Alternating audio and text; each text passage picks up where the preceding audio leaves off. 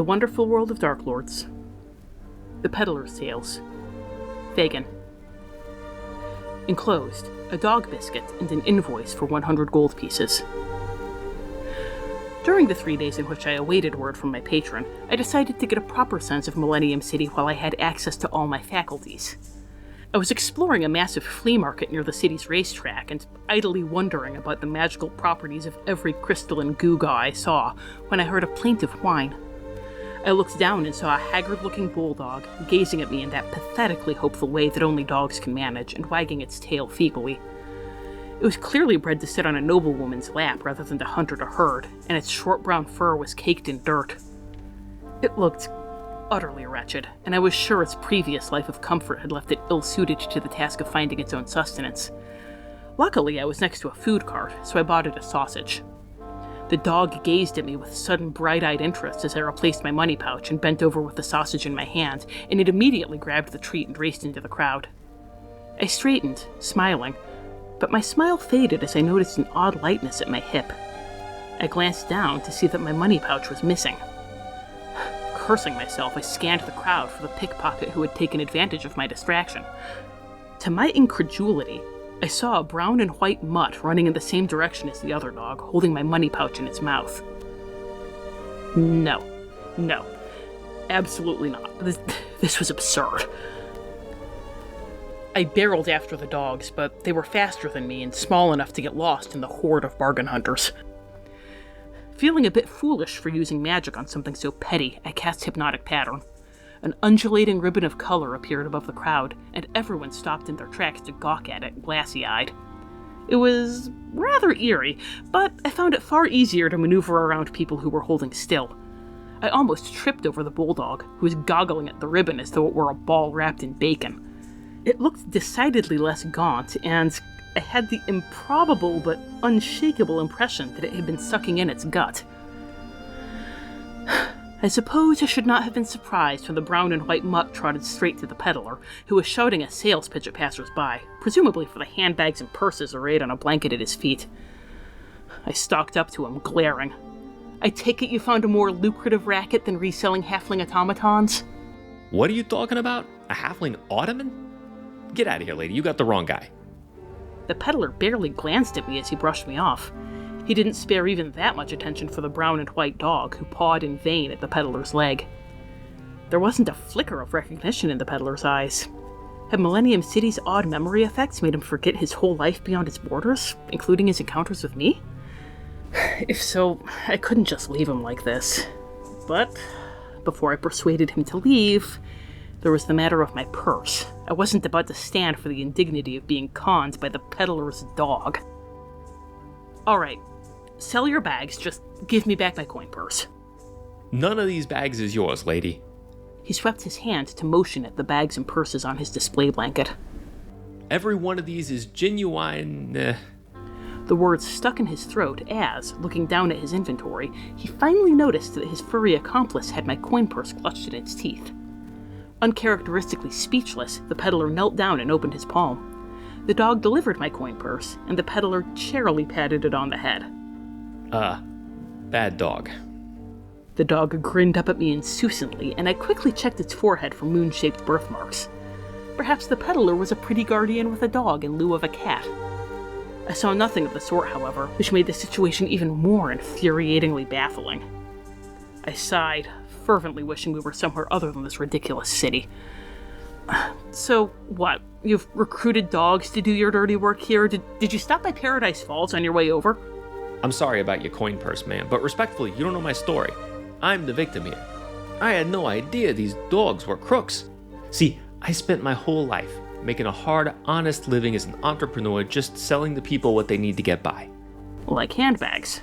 Like handbags. But my problem is, I'm too nice. I tried to help this guy who was down on his luck by trading him some of my inventory for these. The peddler opened a small wooden box to show me the contents. About a dozen meaty-smelling dog biscuits. I knew a sales pitch was coming, so I used Eldritch Sight and confirmed that the biscuits were magical. The peddler's eyes lit up. Oh, you know magic. I didn't know I was dealing with a sophisticated customer. Look, maybe you can take some of these off my hands and put them to better use. They do work. It's just that I don't know for magic items, and I got in over my head. but you don't want to hear about my troubles. Maybe you could just tell me what kind of effect... Once upon a time, in Millennium City, the rain was pouring down, and a humble peddler was looking for a place to get in out of the cold.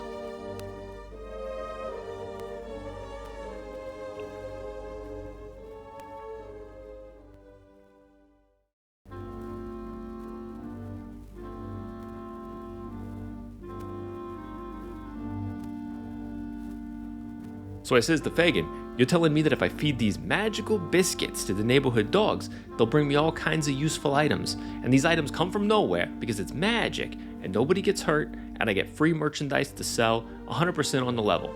And he says, "Yes, it's been working for me for years, but now I need gold in a hurry because I owe money, and this guy Sykes is breathing down my neck." So your pal Charitable Charlie here says, "Sure, I'll take a chance on some magical dog biscuits to help you get your life right." But now, I guess, it seems like the dogs have been stealing these purses and whatever, and I'm just sick about it. It's against my scruples. If I buy one of these biscuits from you, what are you going to do with the money? Huh? Sorry, I wasn't expecting a question like that. See, you and me, we both got a conscience. I knew it just from looking at you. You got one of those faces. Well? To be honest, now that I know these dogs have been bringing me stolen merchandise, I should get out of town before somebody who isn't as understanding as you comes around looking for a handbag. 100 gold pieces would go a long way to get me out of Millennium City in a hurry. In fact, I'll give you 2 biscuits for the price of 1 for keeping quiet about all this until I can skip town. It was a relief to hear that the peddler was leaving on his own. I had already come to the uncomfortable conclusion that, as I did not know whether his supposed memory loss was genuine, the only decent thing to do would have been to invite him to accompany me when I left the city. The thought of the peddler in Salem... I liked the fellow, but there are parts of my life that should remain solidly partitioned from one another. As far as his offer went, in truth, the idea of a dog biscuit to keep for myself appealed to me. I had endured enough narrow escapes that the thought of receiving a useful item at an opportune time, even if it were only something that a dog might find useful, was too tempting to pass up. And yet, I could not agree on those terms. "No," I said. "I will pay you in full for a second dog biscuit. If you want me to forgive you for this scheme and help you start over, you can promise me not to run any more scams that prey on a mark's compassion instead of their greed. Maybe this was all a misunderstanding, as you claim, or maybe you knew exactly what you were doing. Either way, there's precious little kindness in the world without teaching people that mercy will be repaid with malice. And if your excuse is that it's better to learn it when a dog steals their coin purse than when, I don't know, a sad-eyed child vampire comes to them begging for help, at least give the coin purse back afterwards. Not every lesson has to be a hard one." Consider it a deal. As soon as I get out of Millennium City, it'll be nothing but honest work for me. I guarantee it. Now, that'll be 200 gold pieces, and we'll part ways as friends. "I'd be happy to pay you, but first you have to give me back my coin purse."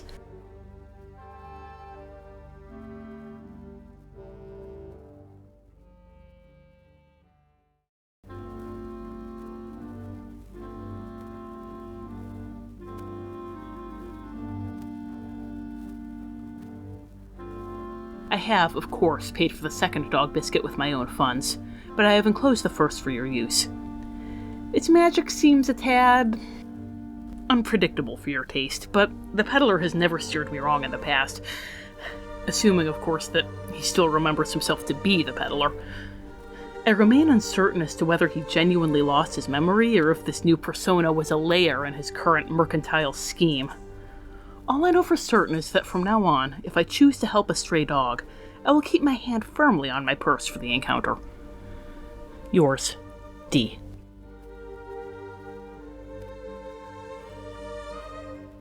Magic is a tool in your arsenal that assists you in your endeavors.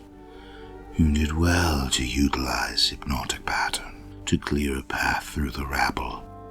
That particular spell causes no lasting harm and makes it transparent that you are no longer a helpless child, but a powerful witch capable of asserting her will over others.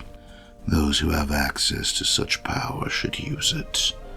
Those without should reconsider who they target as another naive victim to rob. utters the phrase, "My problem is I'm too nice," is not to be trusted. Particularly those who happen upon my little scholar peddling wares of the rarest and strangest quality. There is more to this peddler than what he so diligently projects. Yet there is some truth in what he has told you, little scholar. Fagin is a petty crook, and the peasantry often speak of his affinity with animals. It's quite obvious that he uses these magical dog treats to recruit cheap underlings to do his dirty work.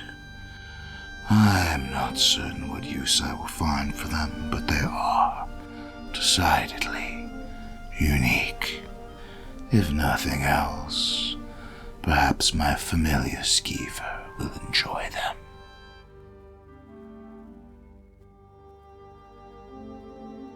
This has been The Wonderful World of Darklords.